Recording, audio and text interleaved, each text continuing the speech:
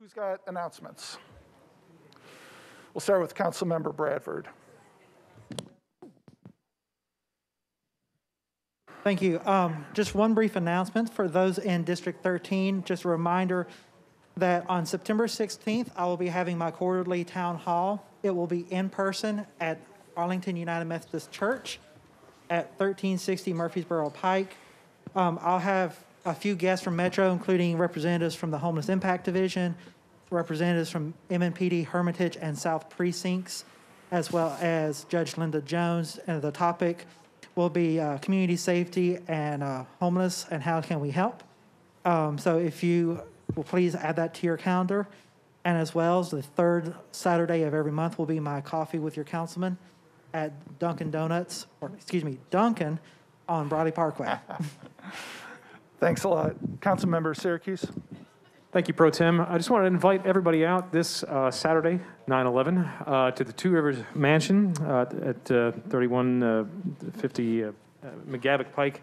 We're going to have a special Music at the Mansion event with a 20th anniversary commemoration of 9/11, featuring a color guard and a special presentation, and then we'll kick it in with the Moonlighters Big Band. So come out for a special event and enjoy the evening at Two Rivers Mansion this Saturday at 6:30. Thank you, Pro Tem. Thank you so much. Councilmember Druffel. Yeah, thanks, Pro Tem. We're going to have a meeting on September 23rd with Representative John Ray Clements. We're looking at the 170 split, which is very dangerous, and we're going to have a public comment meeting on that. Reimagining that area and the commercial area, and then looking at improving the safety of that 170 split. Thank you very much. Thank you very much. Councilmember O'Connell. Sorry, can you come back to me? No. Sure, Please. No problem. Councilmember. Someone was distracting me, and I won't name her. Councilmember Van Rees. I'm also extremely distracted.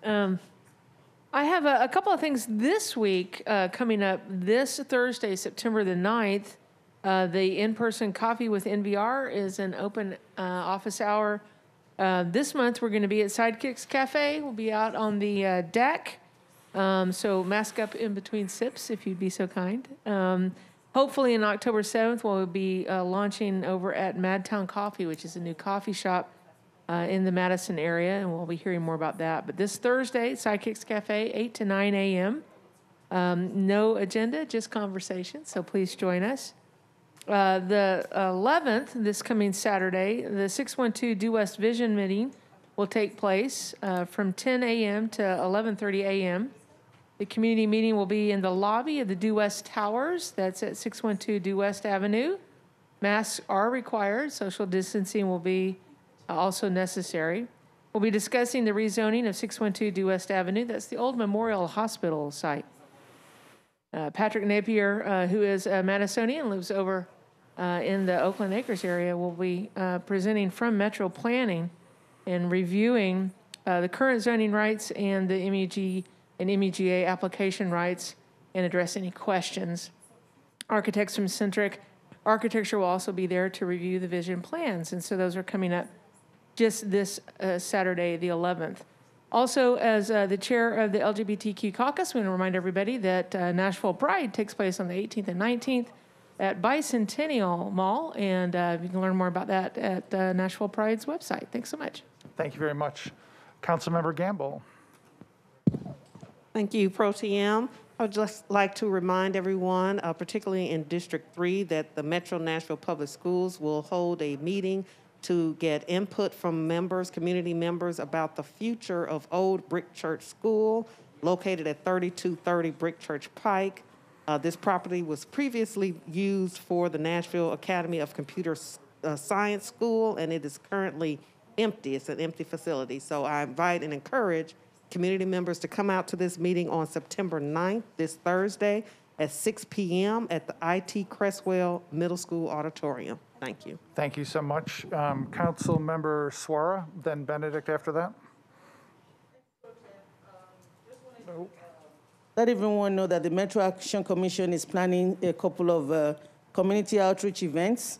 The event is basically to give out as much information on the OPE program for rental assistance, and also to be able to recruit volunteers that can help. We understand that we need as many people involved in doing this. So there's a couple of dates here.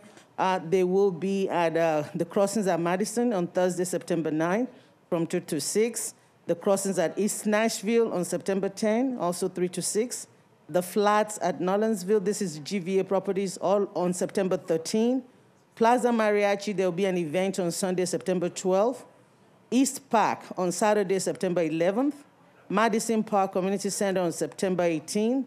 African Street Festival on September 18, and MNPS Resource Fair on September 21st. All of this can also be found on the Metro Action Commission site, but we encourage people to come out to help volunteer and help us get the money out and help our community as much as possible. Thank you. Thank you. We'll have Councilmember Benedict O'Connell, then Nash. Thank you, Pro Tem. So just an announcement. We have our first traffic calming program in District 7 that we've had in many, many years. So Lytton Avenue and Burns Street in South Englewood are scheduled to have a meeting in regards to potential traffic calming implements. That meeting is going to take place at the South Englewood Community Center on Ann Street, and that is on Monday, the 13th at 6:30 p.m. So 1 week from yesterday. We're going to be getting together at 6:30 p.m. Derek Hagerty from Nashville Department of Transportation, NDOT, will be there, and we're going to talk about all the opportunities that we have, all the different things that we can put in place to help slow cars down. It's a #1 issue in my district, and I look forward to seeing as many people there as possible. Thank you, Pro Tem. Great, thank you. Councilmember O'Connell, then Nash. Thank you, Mr. Pro Tem. Thank you for your patience earlier. I wanted to mention a couple of things. One, we've got, after Council's hearing a couple weeks ago, we were glad to get a new community test center up and running, and I think we're seeing more vaccination and testing events. We continue as a community to grapple with the impact of the evolving pandemic of COVID-19, and so I do want to make sure people continue to visit covid19.nashville.gov for information on those vaccine and testing events. The pop-ups are happening all over the county. Many of them offer vaccinations and testing. Sometimes they will have testing only. Sometimes they'll be vaccinations only. Again, you can find all that information out at covid19.nashville.gov.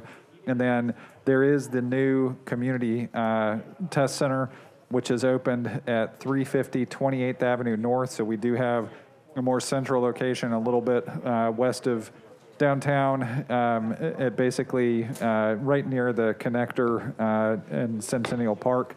So do check out that resource if you do need to get tested for COVID-19. It's good to have that additional capacity in that additional location. The other thing I wanted to mention is a really great project that has kicked off as those of us who served on the 37208 committee continue to see some outcomes and some projects generating from the work of that report.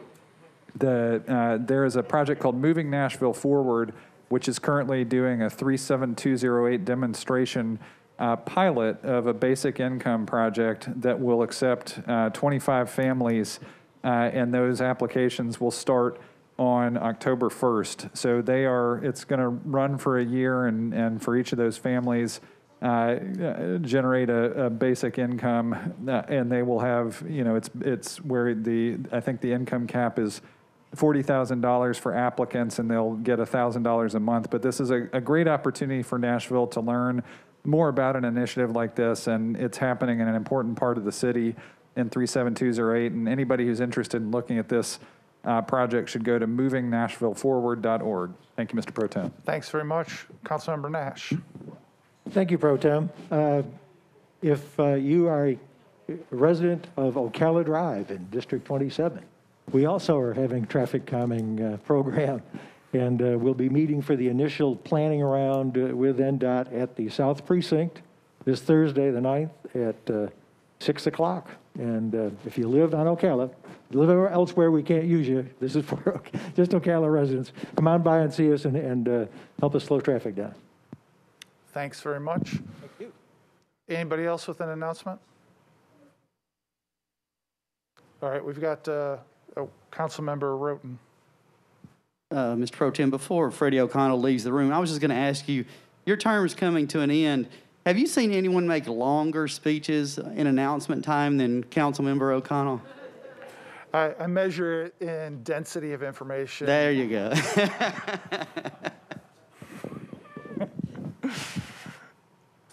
All right, anybody else with an announcement? Councilmember Vercher, you're up. Thank you, Mr. Speaker. Just want to remind District 28 constituents that make sure you sign up for the district newsletter.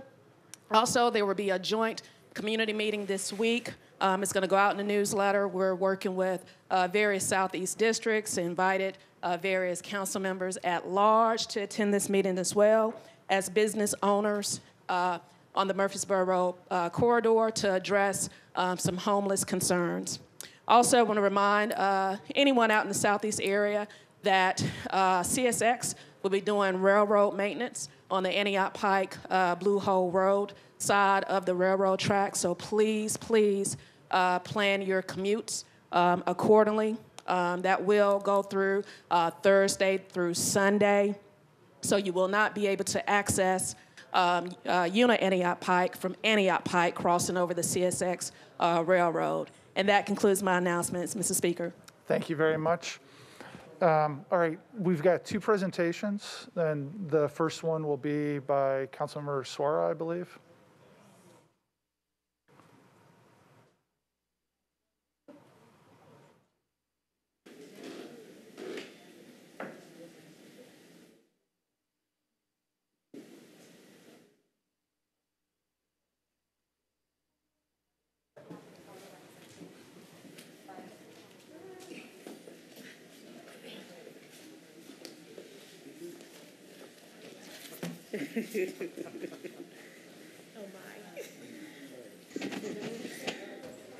All right. Thank you. This resolution is being, thank you, Mr. Pro Tem. Are we on? Yes. All right. Go ahead. Thank you. This resolution has been presented to one of my favorite teachers in MNPS after 44 years of service. Ms. Edmondson did a terrific job with John Early. Many of you have heard me talk about John Early before. And the museum there is what it is today because of her and the effort that she's put into that and how she makes the kids feel. So on behalf of the council, I want to present this to her. This is resolution recognizing the retirement of Metro Nashville Public Schools teacher Lyndall Edmondson.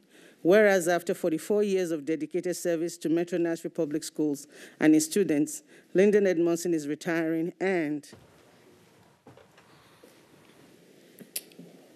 whereas Edmondson received her Bachelor of Science in Education from Tennessee State University in 1976 and her Master of Arts in Education from Trevecca Nazarene University in 1988. And whereas a compassionate and generous educator, Edmondson began her teaching career in 1977 at Andrew Jackson Elementary School, teaching 6th grade reading, English, and language arts, and Right. And whereas throughout her teaching career, Lyndall Edmondson was a fixture in the Nashville Public School system, teaching at H.G. Hill Elementary, Ross Elementary, Meigs Magnet Middle School, Bordeaux Enhanced Option Elementary, Lockland Design Center Elementary, Oliver Middle School, and John Early Museum Magnet Middle School. And whereas Edmondson is most well known for her impeccable leadership at John Early as their museum curator, where she also taught museum studies to all its students. And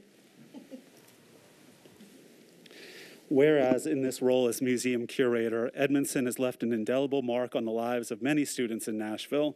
She has given children the chance to lead and have their voices heard as museum curators themselves. And whereas Edmondson was named Teacher of the Year at Ross Elementary School, Meigs Magnet Middle School, Bordeaux Elementary School, Lockland Elementary, and Oliver Middle School, and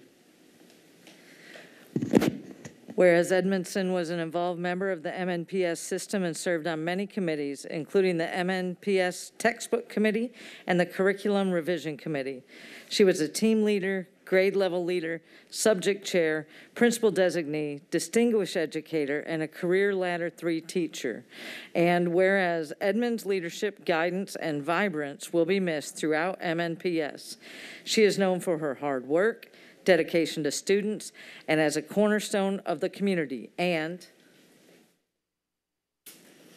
whereas it is fitting and proper that the Metropolitan Council recognize and congratulates Lindell Edmondson upon her retirement and commends her for many years of dedicated service to Metro Nashville Public Schools and its students.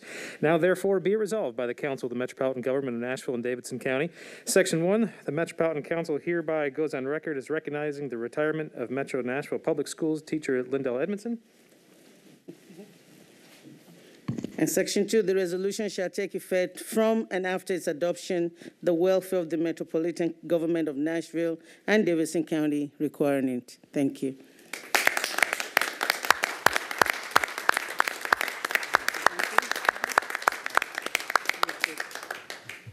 First, I'd like to say thank you very much, ladies and gentlemen, for helping me to celebrate 44 years of service to children in Metropolitan Nashville Public Schools. I have to recognize 3 women, my aunts, who their combined service is about 100 years Metro. You add mine, and it's close to 150 years of teaching children in Nashville. I usually ask people, what's your job? Do you like your job? I don't really want to know what they are going to say. I just want them to ask me, do I like my job? So that I can say, just like Paul was born to preach, I was born to teach. Thank you very much. It has been truly an honor, a privilege, and a pleasure to serve Nashville. Thank you so much for your service. Thank you so much. And I guess, Councilman Rosenberg, you've got another presentation? After the photos. Please, such an honor. Get in there, get in there. Such an honor those kids had to be near you, to know you. Thank you so much. That's my grandson. Thank you so very much. Thank you. Thank you for your service.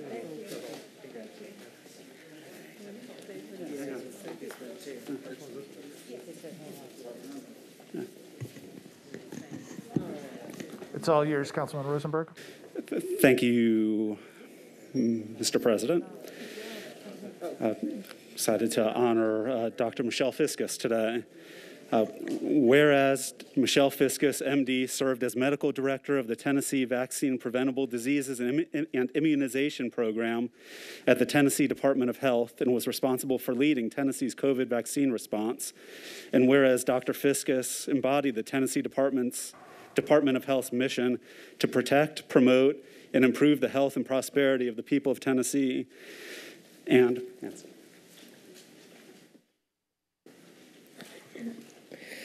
Whereas Dr. Fiscus was described as outstanding by the Commissioner of the Tennessee Department of Health, who further stated that Dr. Fiscus exceeded expectations in her important role. And right there. And whereas Dr. Fiscus worked long hours to ensure the COVID-19 vaccine, the sole tool for effectively ending the COVID-19 pandemic, was made available to every resident of Davidson County and every Tennessean. And whereas Dr. Fiscus helped launch Immunize Tennessee, a highly praised nonprofit to promote immunizations and provide education to healthcare providers and to the public. And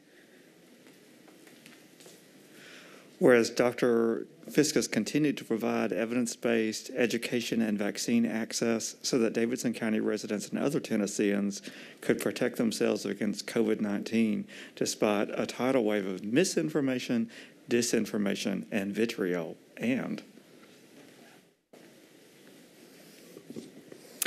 And whereas Dr. Fiscus worked to ensure young Tennesseans and their parents would receive reminders about a range of important vaccinations, and whereas under Dr. Fiscus' leadership, Tennessee saw its vaccination rates top 95% among kindergartners. And whereas Dr. Fiscus is a board-certified pediatrician who practiced general pediatrics for 17 years. And Whereas Dr. Fiscus is an associate clinical professor in the Department of Pediatrics at Monroe Carroll Jr. Children's Hospital at Vanderbilt, is a past president of the Tennessee chapter of the American Academy of Pediatrics, and currently serves on the board of directors of the American Academy of Pediatrics. Now therefore be it resolved by the Council of the Metropolitan Government of Nashville and Davidson County, the Metro Council hereby goes on record as recognizing Dr. Michelle Fiscus for her leadership during the first 16 months of the COVID-19 pandemic. And I'd like just to take a minute to really thank Dr. Fiscus for all that she's done to speak up and speak out when she didn't have to. And despite what was thrown at her and her family, and thank you to her husband, Brad, for his years of service on the Williamson County School Board. It's been remarkable what they've done for our state. Thank you all very much.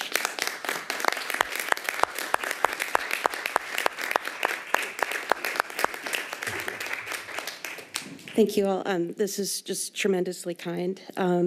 It has obviously been a very tough year for all of us. It's been an incredibly difficult past several months. So please know that this work is that of so many amazing public health professionals across the state in this county, at the central office at Tennessee Department of Health that worked tirelessly and really long hours to try to do the right thing for public health. And as long as I have a voice and an opportunity, I will continue to speak up against bad policy and people who are not stepping up to serve the people that they've been elected to represent. So thank you very much. Thank you very much.